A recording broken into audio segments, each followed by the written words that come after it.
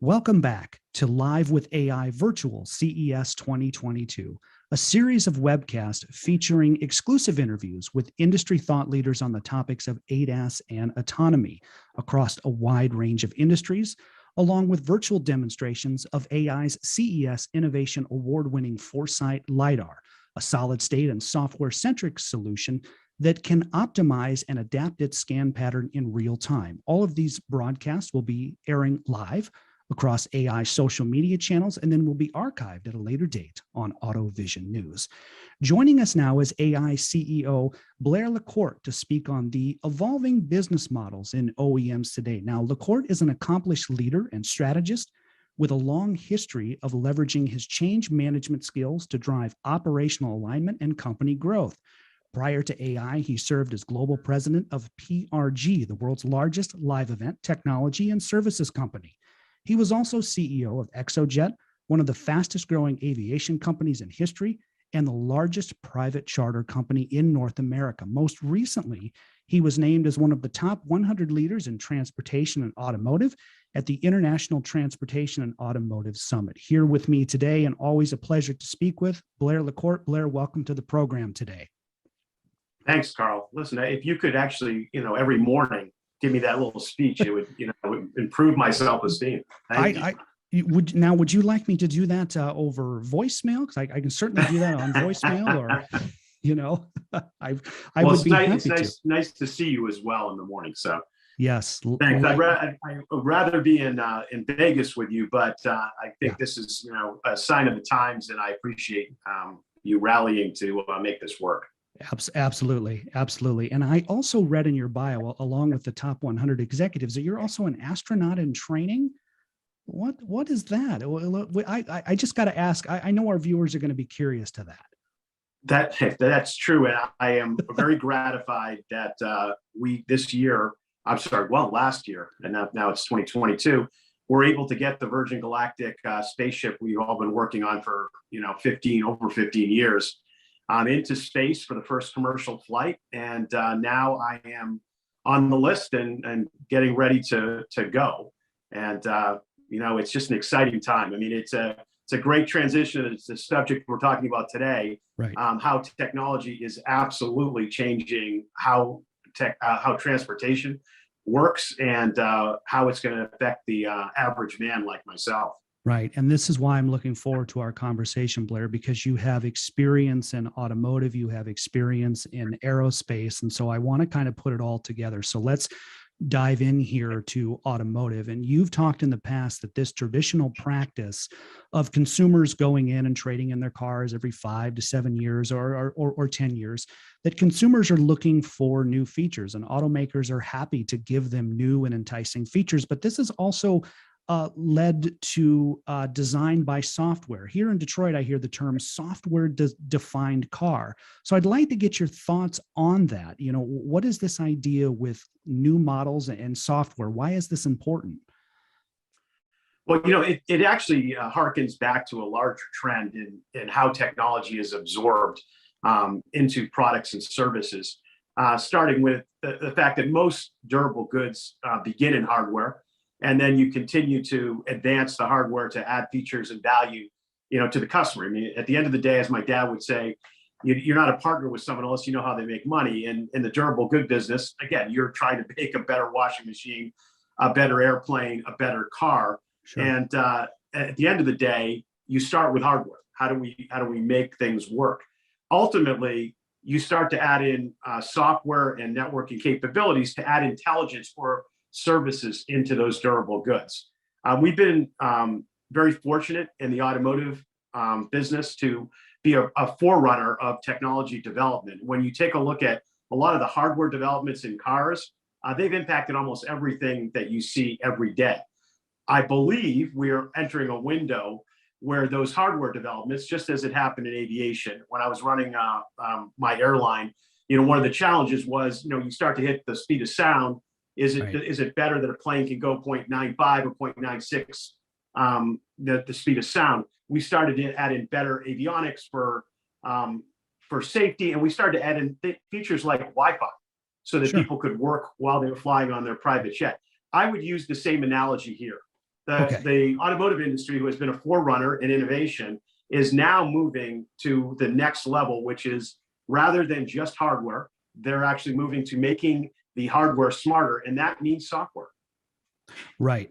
And so I've heard the analogy, and I'll sometimes hear it in Detroit, cars and phones, that we're talking about cars getting better as they age, more features and things like that. But what is the underlying technology, Blair, that is making this continuous improvement possible? Sure. And, I think phones are also, a great analogy in that they move very quickly from a hardware headset to adding in software to data communication. And so, again, we build on the shoulders of giants. What you see is a large durable good industry, like automakers, very in touch with their customers and understanding that they need to add more value, understanding that at this point, adding in safety and smart features to make the experience while you're driving better is a key. In phones, what you saw was the leveraging of free communication, basically free communication with telecom and internet, and then using the software to add in specific user-oriented features. In order to do that, they had to reconstruct the headset. They had to reconstruct how the hardware worked and the standards and how it integrated information, how it stored information on the phone. You're seeing that in the automotive business today. And in fact, the automotive industry has been working on this for over 10 years. They started with, looking at entertainment systems. You saw the OnStar systems with connections to communication. You've seen OTA updates in software. What you're now seeing, I believe, is a secular shift where the hardware is now being switched out to be much more, if you use the analogy, much more efficient, headset, which is that we're actually creating EVs. EVs are much more attuned to be able to focus on some features because, number one, they're built on a battery. They have 90% less moving parts, right? And they are designed from the ground up to be software controlled. So while we may look at the movement to EV as a positive thing environmentally, it also is a positive thing in making your car, your asset, much, much smarter and extending it from what you used to think of as it got me from one place to another to it gets me from one place to another, but does many, many other things. Right. Right. So the $64,000 question, Blair, and I want to get your thoughts on this because I've spent a lot of time working recently with your team. I got to see the Shadow Van in person in Detroit, which some of our demonstration videos later on in this live broadcast, we're gonna cover that. But how does AI's LiDAR? How does it enable all of this? How does your technology make this possible? Right. It's actually a great transition in that when I was introduced to AI 5 years ago, I actually was struck by the different approach AI had taken. A lot of it had to do with legacy. Louis having come from building targeting systems, ISR systems, missile defense systems, as well as Alan and John and other people in the organization, they had been system-oriented, software-oriented, where hardware was an enabler. But they weren't starting with hardware, they were starting with information and system. And so what I saw was a unique opportunity to build a system that was controlled by software that would then harness the hardware. Now, if you think back to the analogy we just made, where automotive is going through a secular change, we're moving from a hardware focus. Now, again, we're still great at hardware. We're still bringing down the prices of hardware, but we're moving from a hardware focus to a system and software focus. AI's LiDAR system and sensing capabilities was designed for that next generation of cars. And you can see it in a bunch of different things that we talk about. One is we can use the same basic hardware components across many, many markets because they're software configured. Our software components are designed, in fact, we have the patent for bore sighting with a camera to be used with multiple sensors. And that's what is happening in cars. We have radar, we have cameras, they won't go away. Third, you're able to actually be situationally aware. Now, we've done this in the military for many years with moving objects, that if there's a dust storm or a rainstorm, we would change the way we scan the world. So what I saw 5 years ago when I first invested was a system that was designed for this secular change. And I think what you'll see when we talk about adaptive LiDAR is how our goal is to drive adoption, drive adoption of these smart assets and help our OEM partners find a way to either increase safety or add features that you weren't able to add before, so that we can continue to excuse the pun, drive adoption into the market. Right, absolutely. So Blair, now my next question here, I'm thinking back to my economics instructor in college, right?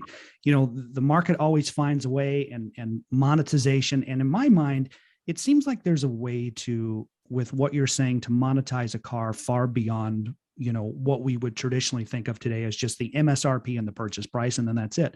There's more opportunity to monetize a car throughout its life. What are your thoughts on that? And is that true? Is that a true statement?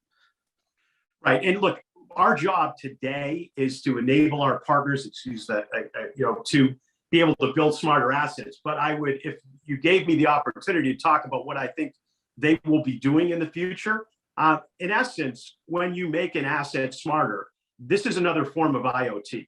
Now, most IoT that we've seen today has been with static objects, with two-way communications. I sat on the board of Aprion, which is one of the largest process plant IoT companies, right? What you're seeing now, by putting these systems, now LiDAR, cameras, radar, and software systems that can communicate, you're seeing that we're actually building systems that are IoT nodes that can move, basically moving routers. And if you extended that, building out moving mesh networks. So when your infrastructure is smarter and the things that move inside the infrastructure is smarter, and you have a way to tie those two together, you don't necessarily have to have every car be fully enabled. And you don't necessarily have to have every piece of infrastructure. But what you will find over time is the building of these networks will actually extrapolate to more information, whether it's downloading or uploading, and change the way we look at things. I look back at the internet back in 98, 99. I had a couple of companies that we took public. And at the point in time, we were trying to build out points of presence. But in essence, looking back on it, we really built out an amazing mesh network that we couldn't have predicted how a 99-cent app that can save someone's life would be riding on this network. And what I would tell you is that this is much more about the automotive companies just building smarter assets. They will be enabling things that will go well beyond automotive and that will change the way the world works. So I think it's an exciting 20-year secular movement where we may be looking at, and we may use a term like EV, but on the top of EV, you're seeing a tremendous amount of potential. Right. So Blair, for people like me, I've been in automotive for all of my professional career. But you've been in aerospace, you've been in other industries. So for people like me who are strong automotive focused, what insight can you give us from your background in tech and aerospace? What can we apply to automotive? What would be your insight there? Well, listen, some of this, I would tell you that, automotive has been one of the, as I said earlier, one of the drivers of innovation over the past 50 years. So some of this is maybe just repeating or externalizing what people know. That when you take a look at automotive as a durable product, it not only touches everyone every single day in what they do, it gives you an opportunity to change the way that they do everything. And so what I would say is that we have to do what we need to do today, which is to get cars to be safer and to be able to be more autonomous, whether it's partially or fully autonomous. But in the end of the day, that this is really a system architecture issue, how the car is going to be smarter, how the network's going to be smarter, and how, at the end of the day, it's all about information. Now, again, I want to give compliments where they're due. The automotive industry has been thinking about this for 10 years, which is it going to come through entertainment? How is it going to come? I believe, though, that we've hit a point of inflection where it's becoming much more clear that we will ride on the back of some autonomous features to make cars smarter, and that at the end of the day, we will actually that will actually lead us to the next section. Sorry about right. See, you are a popular guy, Blair. Maybe I do need Maybe I do Thank you. need to record that. I need to record a voicemail for you as an intro, like Blair's phone, when people when people call you. But we in the last couple of minutes, Blair, that we have, I want to get your thoughts on one final thing before we wrap up. The term future proof, right? In all of my working with your team and your staff, there's talk about how AI has the ability to future proof. So what is your perspective on that? Explain future proofing for our viewers. Sure.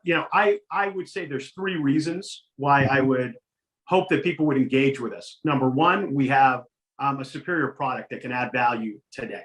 Agreed. Number two, we have had a system architecture which allows you to use things you've done. As you noted, Continental just announced not only that they will be making a product based on our technology, but they've already integrated with their radar and their cameras and their ECUs. So number one is a product today. Number two is it's built to work in a system. So we have some humility that at the end of the day, that will work. I think the third piece is this idea around future proofing is that it was designed to embrace innovation.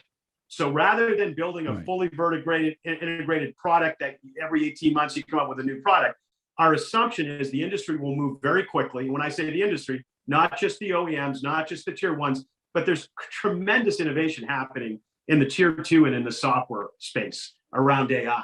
So what we have done is we've made our system plug and play so that as new innovation comes out, we can update on a monthly basis and not miss the next trend. If this was a mature and late stage market, you try to squeeze out every little last cent you can by vertically integrating and freezing. We believe this will be the next 5 years will be times when our customers will bring ideas that will change the way we do things, and we want to be able to update that. Again, one of those things is having our sensors being field upgradable or OT upgradable. It just makes sense. Right. Blair, I really look forward to having this, to having another interview with you at this time next year, just to see how much everything has grown and evolved and changed.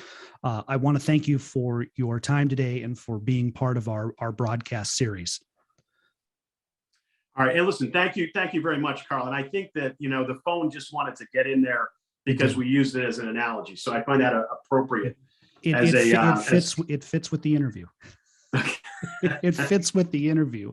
Blair, thank you for joining us today. Still ahead, what does the road to autonomy look like? And does adaptive LiDAR have applications for intelligent transportation systems? This and more ahead on Live with AI.